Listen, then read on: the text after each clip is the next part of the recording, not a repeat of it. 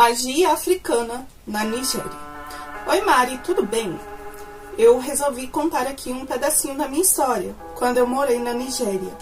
Porque ontem eu estava assistindo uma coletânea que você postou sobre magia africana, ou o famoso voodoo. E no último relato teve uma moça que falou que morou fora também, em algum lugar da África.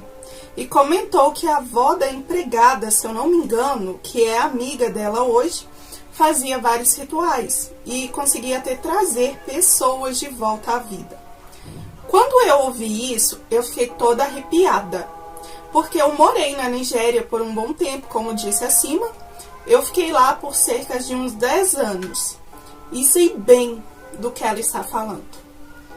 Eu fui para lá ainda adolescente, porque o meu pai era militar e ele foi destacado para uma missão. E a gente acabou ficando por lá bem mais do que o esperado. E faz pouco tempo que voltamos para o Brasil.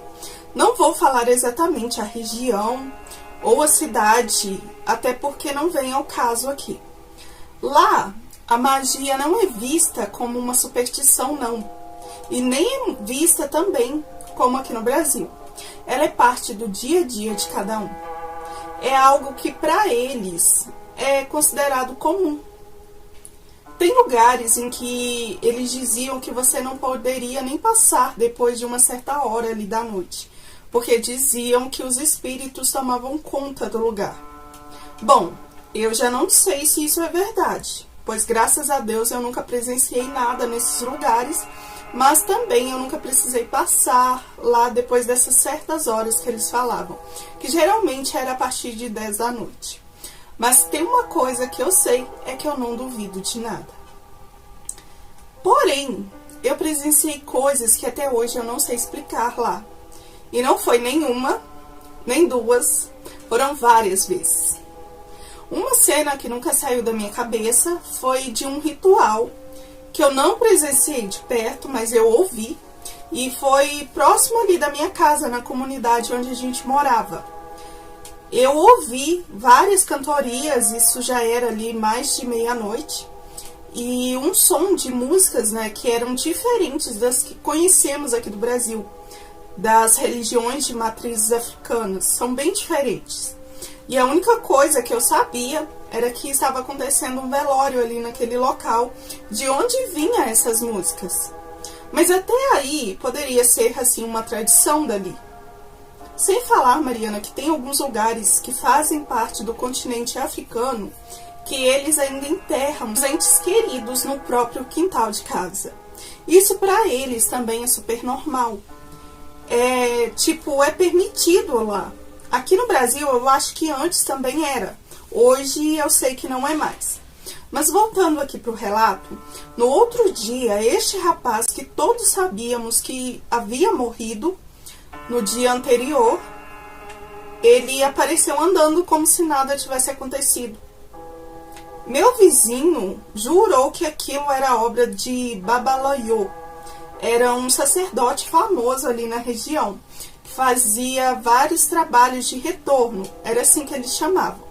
Eu só sei que vi com os meus próprios olhos aquele garoto, ele deveria ter uns 19 anos, e tinha falecido até então de causas naturais. E pelo que eu sei, esses rituais, muitos chamam aqui no Brasil de troca de cabeças. Como eu acho que aconteceu no relato que você contou sobre a demoneia que arrancou meu dom de andar.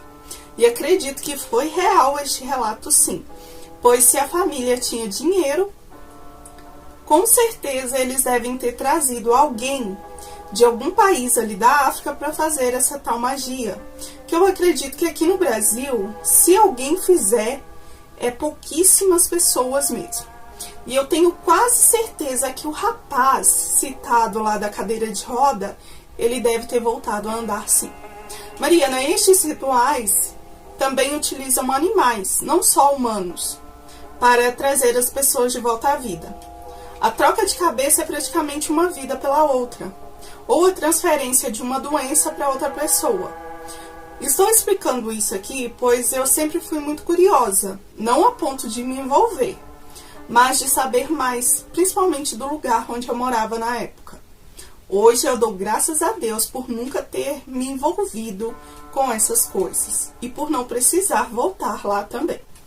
Eu sei que eu saí um pouco do foco do relato, mas meu pai também contou que viu um ritual em que trouxeram um soldado de volta à vida.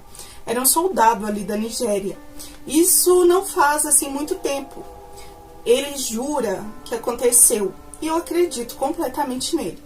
Mas o que realmente me marcou foi o que a minha mãe presenciou. Eu era adolescente, tinha 13 anos na época, e ela não deixou que eu chegasse perto. Mas eu lembro do caos e do medo que tomou conta da nossa casa. Na nossa casa havia algumas empregadas. Uma delas, ficamos sabendo que era amante de um homem casado, e ela acabou ficando grávida dele. Quando a esposa dele descobriu, dizem que ela fez uma magia terrível ali para ela.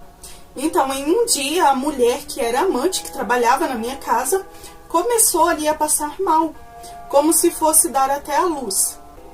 Mas o que aconteceu foi algo que ninguém jamais esqueceu. Pelo menos a minha mãe não.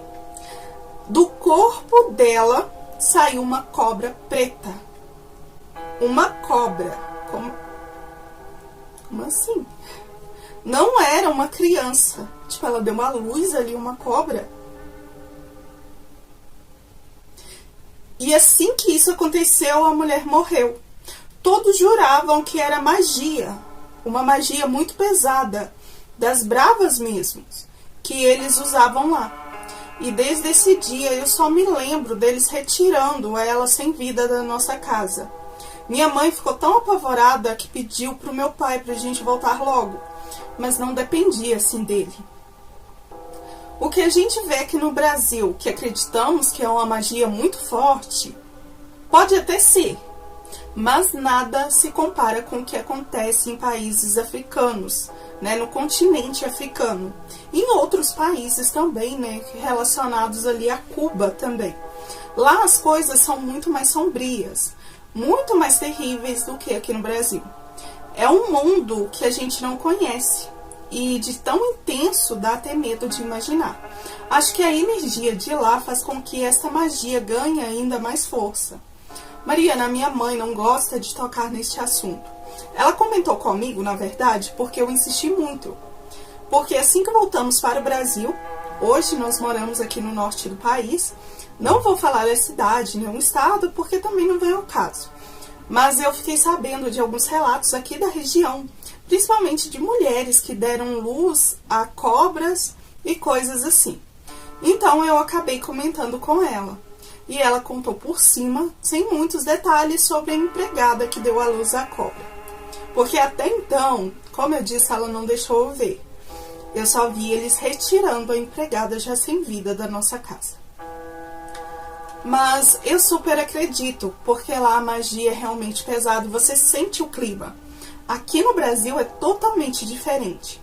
Eu espero que você ache relevante contar isso aqui no seu canal. É algo que eu não presenciei, mas a minha mãe viu. E o meu pai presenciou a história do morto-vivo. Eu vou dizer assim, porque realmente um homem estava morto e voltou à vida. E pra mim é muita loucura, mas eu acredito. Confesso que morro de medo de qualquer tipo de magia. Mas quando a gente fala aqui em casa sobre a magia africana, a tensão e o medo é ainda maior. É algo que a gente nunca esquece e que de tão intenso deixa a gente completamente arrepiada. Muito obrigada por ler, um beijo para você e sucesso para o seu canal. E por favor, traz relatos sobre folclore, saci, mula sem cabeça, coisas, se tiver. Pois como falei, voltei tem pouco tempo e estou viciada nesses relatos, principalmente relatos do folclore aqui do norte. Termina aqui o relato, muito obrigada, um beijo aí pra você.